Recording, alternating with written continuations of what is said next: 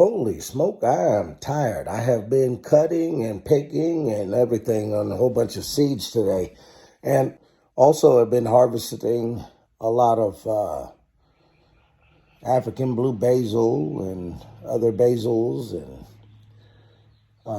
hey, check this out. This is one of the, I've been collecting seeds again like crazy and getting some leaves that, these right here. Oh my gosh. But yeah, I've been collecting a lot of Thai basil and stuff like that. But just to let you know, guys, hey, drink some Thai basil tea once in a while. Help with that prostate. You know what I mean? So look at this that I collected so far, some of this stuff. Check it out. Oh, yeah. Look at all this. I mean, I got a ton of seeds in there. But these right here, I went ahead and stripped some leaves and threw it in here also. But I'm going to have to go ahead and get all the seeds and separate them and then dry out the leaves and stuff. And on here, I got a bunch. I separated this. This is going to be my personal right here. This is African blue basil. And yeah, look at all that. I got to go through here.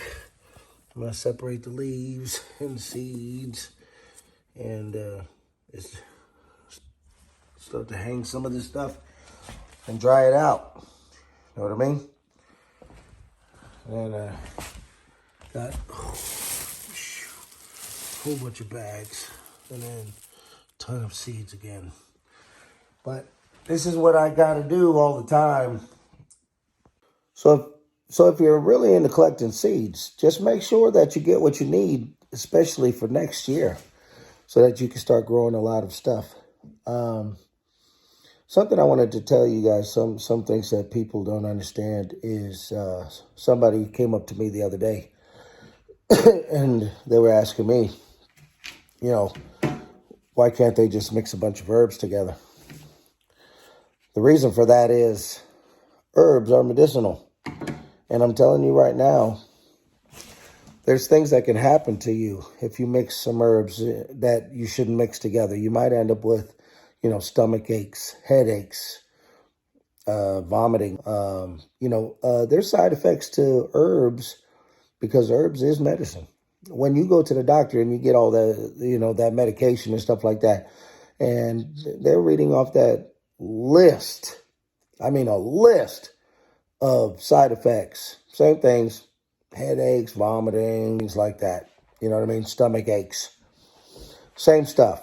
There are certain herbs, if you're going to take something for your head, you don't want to mix it with something like if you're going to mix the two teas together, you could literally mix two herbs together when you're trying to fix a headache, and then you might end up mixing herbs together that,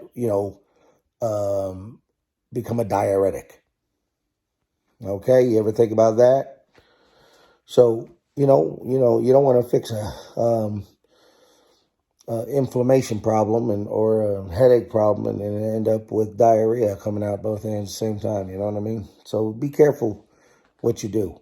And like I always tell everybody, make sure that you go get an allergy test. You can go to an allergist or go to your doctor. Just say, I want an allergy test, because that way you can see if you're allergic to any types of herbs or plants. I forage a lot. I deal with a lot of wild herbs and also, other non-GMO herbs and stuff like that. I grow a lot of natural stuff.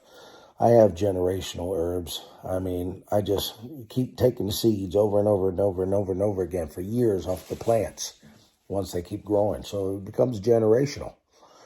After you plant a certain plant and you know for a fact that, like all of my seeds, all of them, none of them have chemicals or pesticides or anything like that. They are all organic. I try my best once in a while, if I do buy a plant from somewhere, you don't know what it is, okay? So you're going to have to go through probably about 4 years of seeds from plant to plant to plant to plant to get all the stuff out of the bad stuff out of it, because it's inside of it, the genetics, you know. It's like meat, poultry, stuff like that. You got a chicken on a farm that's been force fed and hormones and antibiotics and all this other kind of stuff, and given shots and things like that, and medication in the foods. It takes a while to flush that stuff out. You know what I mean? It takes a while to flush that stuff out. It becomes a part of that chicken. I mean, it goes into their meat, you know. And that's one reason why a lot of homesteaders like to grow their own meat and make sure that they don't get any of that poison that people are putting in the stuff from major corporations to try to, you know, either produce more fast, make a chicken lay, you know, 5 times the amount of eggs that it would normally lay, you know, stuff like that. Pump it full of stuff to try to stop it from getting bird flu and all that other stuff. So just remember, when you go and see that meat laying in a grocery store on the shelf, you just remember that stuff's in there.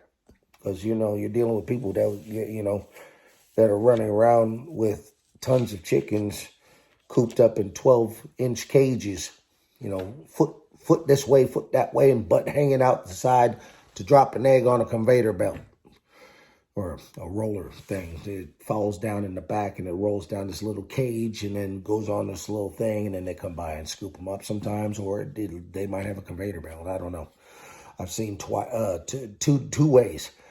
They fall down, and then there's a belt that just moves them, and then, you know, they'll fall down and people just come by and collect them or whatever. I've seen that different ways.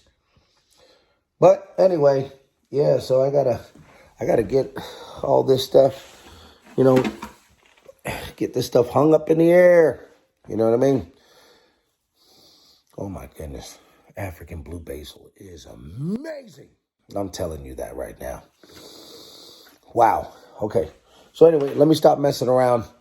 I just thought it would be really cool to, you know, do a short video and show you all some of the stuff. Let me show you again, and then we'll be out. Thank you for joining us right here at Herbal Gardens Homestead, and I can't wait to see you next time. So don't forget to subscribe if you haven't subscribed, and if this is your first time here, welcome aboard. Oh, and don't forget, love your land, and it'll love you back. Take care. See you next time.